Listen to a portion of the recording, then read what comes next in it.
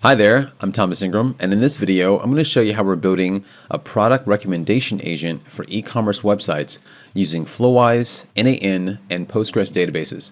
Now, this is a really exciting project, and a few months ago, we created something similar using automation and Airtable. And the only issue with Airtable is that sometimes it becomes difficult to search through.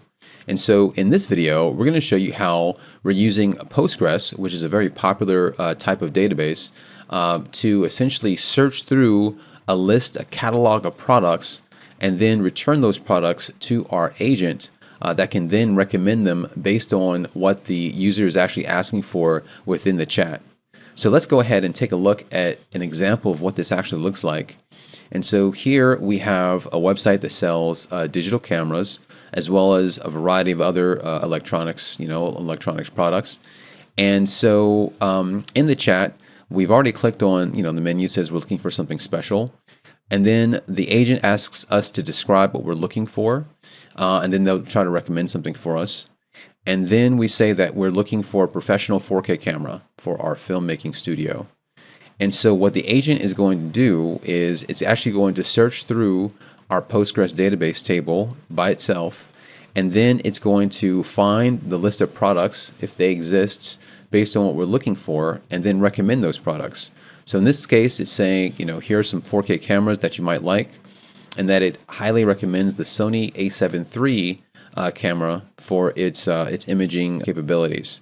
And so it gives us that option, and then it gives us actually a few more that we can take a look at. And then if we continue scrolling down, the next thing we're asking for is a laser projector for our home cinema. And so what it's going to do is, again, it's going to go and search through the list of products in our catalog, and then it's going to return the most relevant ones. And for this particular agent, I am actually returning about 10 products for every search. So it actually has something to choose from.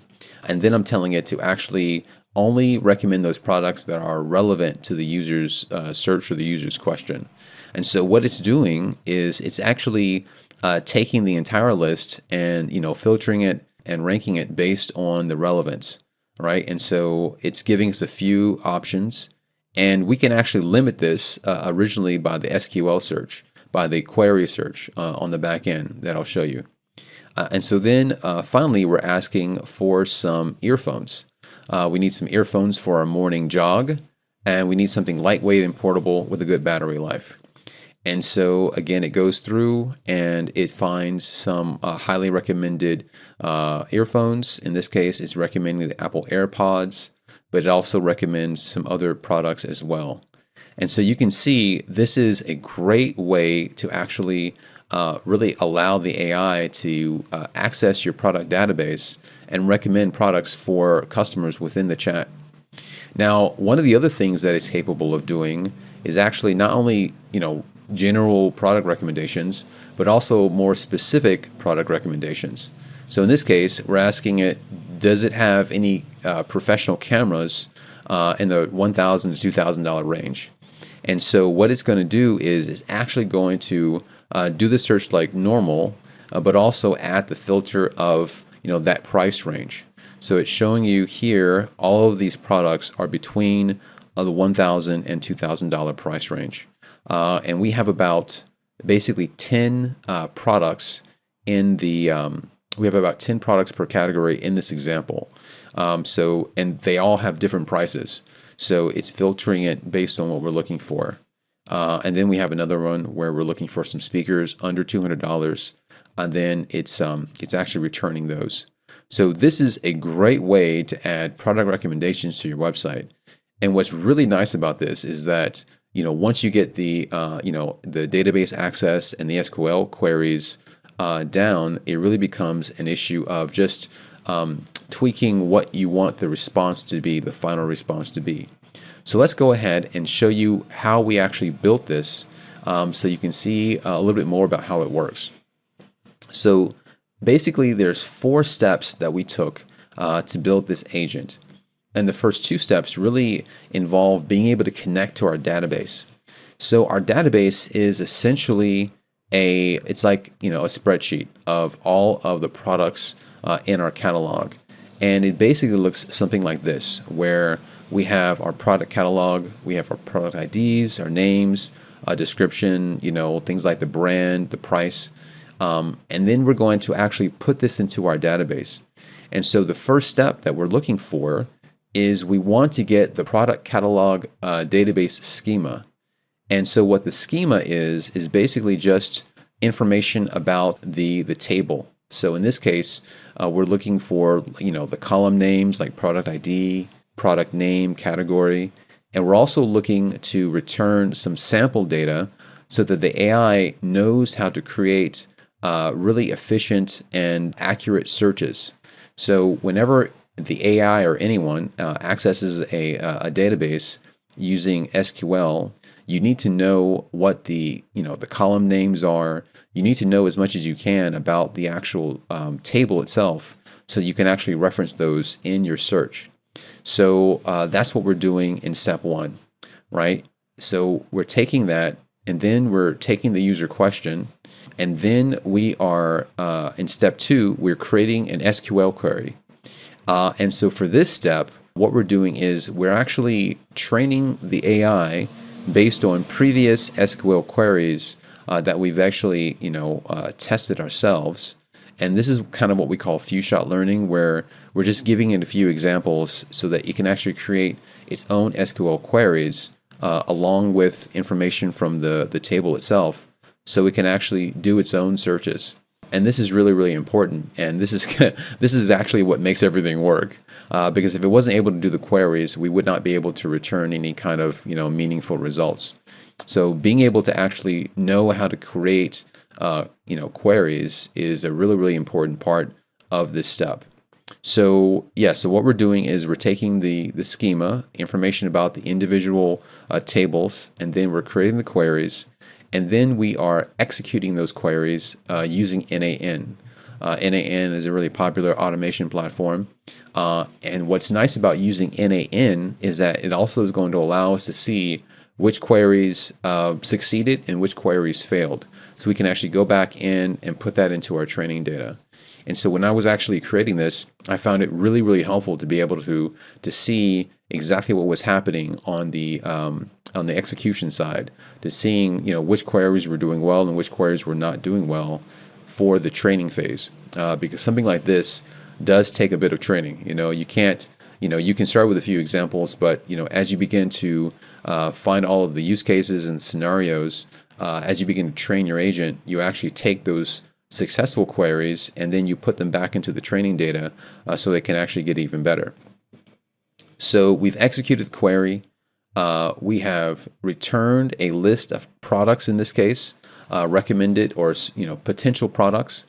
And then the final step is the AI, the agent, is going to take that list of products that are returned and really only return the most relevant products based on what we're asking for. And so this is essentially how the entire process works. So now let's go ahead and show you our entire database. And when we were actually creating this, what I had to do was I actually had to create the database as if I were creating an e-commerce website product database. So there's a bit of architecture, there's a bit of planning that goes into doing this. And so you want to actually have an efficient database so that your system can actually search through it. And so I've set it up basically where I have my product catalog, and then I have my product images. All right, so essentially, if you want to have multiple images per product, this is a good way of being able to set that up. And then I have my sales data, because we're actually going to be working with that later on. And then I have my expenses, and in this case, it's just the product cost, the wholesale cost of the products. And then later on, if we wanted to actually implement it, we would have an inventory table that would basically show us the levels of the quantities of products. So I'm actually using a website called DrawSQL to basically lay this all out so that when I actually created my tables in my database, it would be very clear. Okay, so like I said, this is the product catalog. And essentially, it's just a spreadsheet, a table that we're going to be importing into our Postgres database. So within the Postgres database, you have a number of different tables that are linked. So you have a number of different spreadsheets that are linked. So in this case, we have our product catalog, and then we have our images, right? And so this is going to allow us to not only look up the products, but also reference their images and their descriptions. And so when building this, your descriptions are actually very important, because in this particular case, we're not using RAG. We're not using retrieval augmented generation. We're actually just relying on the text inside of the description to power the descriptions here. And what's really cool about this is that, like what you see here is actually only a part of the description. So it was actually able to filter the description as well. So that's pretty cool. So we've created our two tables as part of our database. And so now let's show you the actual agent itself and how we put it together. So like we said, the first step is to get the schema for our tables. And so what we're going to do is, in this particular custom JavaScript function, that's what we're doing. We're basically getting the schemas, and for this we're actually using N8N, and that's going to return essentially things like the column names and some sample data, and then we're going to pass that schema to our prompt template. We're basically telling the agent you're a Postgres SQL expert, and your task is based on the user's question and the schema. Develop a SQL query that you can use to search the database. And so this is actually where we put in our examples. And in this case, we actually have about seven examples of common SQL queries based on our database, based on our table. And what you want to do is you want to make sure that these actually work, right, before you actually test it. And so it actually knows how to create the correct queries. And then once we do that, that information, that query, is going to essentially be passed to our query execution function, right? And this again is being powered by N8N, and that's going to produce our query. And then we are going to pass the results from that query to another prompt template that is essentially our expert shopping assistant, okay? And in this case, we're basically giving instructions to the assistant on how to process the results and how to rank them, and and how to recommend them. And so this is where we can really start to dial in and tweak our results, and tell our assistant exactly what we're looking for when it comes to the recommendations. And then that gets passed to the user. Okay. So let's go ahead and actually show you the automations on the back end. And so this is our query execution. And you can see that we have a few executions that we've already ran. And essentially what's happening is that the query is being passed from our Flowise agent to our webhook, and then that is actually going to our Postgres node where the query is being executed, and we're getting the results. So if we go ahead and click on this, we can see that this is a recent query, and it's actually returning 10 items, and it just basically gives all of the information that we need for our recommendation. And then this is the Postgres catalog schema. It's very basic. It's not very complicated here, but we're basically just getting all of the actual individual column names, and that essentially is what is powering our results. So if we go ahead here, and let's go ahead and try something. So earlier, you can see that it did a pretty good job at actually returning some like very, very general like products that we're looking for. So, portable speaker, or, professional camera. But actually, we actually want to test it for a variety of different cases, scenarios. So let's go ahead and actually start searching for products based on brand. Okay. So let's say, do you have any Sony headphones. Let's see what it returns here. So we're looking for very specific products, and we want it to be able to filter those products. So as you can see, it's the first thing that it's going to do is actually going to look to see if it can actually find out and return products that are exactly what we're looking for. So in this case, it actually gave us some Sony on-ear headphones, which is exactly what we wanted. And it also is giving us some other products that we might be interested in, even if they're not necessarily Sony's. So it already understands that if the product is not relevant, make a decision on whether or not to show it or not. And so that's exactly what this is doing. Okay, so as you can see, our agent is doing pretty well with some general searches. But what we'd like to do is we actually like to test it and see how well it works with something more specific. So let's go ahead and let's open the chat window here. And let's start with some specific product searches by brand. So let's say, do you have any Samsung projectors? Right, so we always want to test our agent, and really the more we can test it, the better it's going to do when we actually start, deploying it on our website.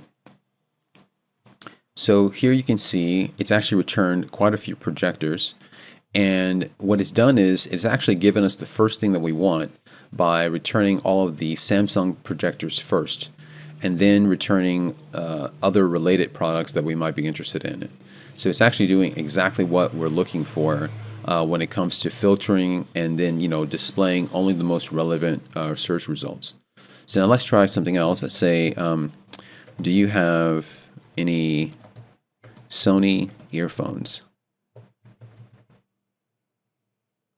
And so like I said, we have quite a few earphones and headphones.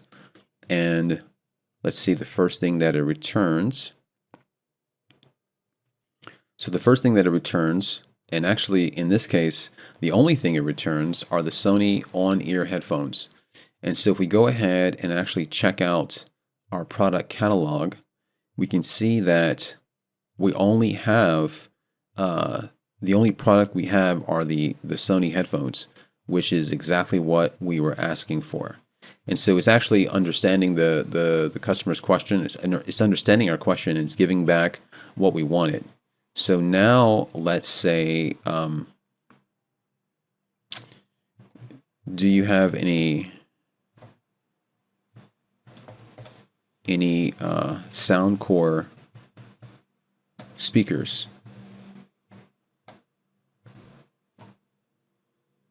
And so what it should do is, again, go through our table, go through the database, and search for, so it was unable to find any Soundcore speakers, but was able to find some Soundcore headphones. So let's go ahead and see that. If we go ahead and check out our speakers, we have the Anchor, the Soundcore 2. So it may have missed that. It may not have seen that. So if we actually go ahead and check out the actual search results, and this is what I mean by actually going through and testing it. You actually want to see places where it misses and places where it actually is able to find what you're looking for. So if we go ahead and actually search for that, that query should have already succeeded. And then what we can do is we can go ahead and we can see what the actual search results were. So in this case, we had Soundcore headphones. Those were returned. And then we had our Sonos Move speakers. And then we had the Epson projector, so that wasn't relevant. The Oking. We had some more projectors. So in the actual search results, the only thing that was returned was it looks like it was the Soundcore headphones. So it was basically just being limited by the SQL query. And so again, this is an example of really being able to see what's happening and seeing where you can improve things. And of course, it's never going to be like 100% where it's able to find exactly what the customer is looking for. Even when you're searching yourself manually, that doesn't always happen. But you can see how well the system is actually working to basically try to give the customer the best of what they're looking for, and there's all kinds of other things that you can do to improve the system. But essentially, the ability to recommend products and the ability to to customize the results based on what the customer is looking for can really help e-commerce websites, especially if you have thousands of products that sometimes ordinary search or manual search doesn't always give you maybe the best experience, or if the customer is looking for something very, very specific, with an AI assisted product search, it can really help you deliver those results to your customers and help you increase your sales. And so if you're interested in this template, actually I'm going to be making it available in the link below, so you can check that out and pick it up if you want. And in the next video, we're going to show you how we're building a data analysis agent based on this framework to basically analyze our data and produce things like charts and graphs and give us some insights into our data. So I will see you in the next video.